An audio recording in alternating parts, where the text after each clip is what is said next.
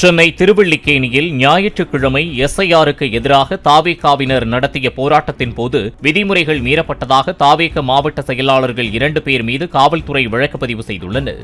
காவல்துறையினர் அறிவுறுத்தியதை விட பெரிய அளவில் மேடை அமைத்ததாகவும் விதிமுறைகளை மீறி பிளக்ஸ் பேனர்களை வைத்ததாகவும் அவர்கள் மீது வழக்குப்பதிவு செய்யப்பட்டுள்ளது.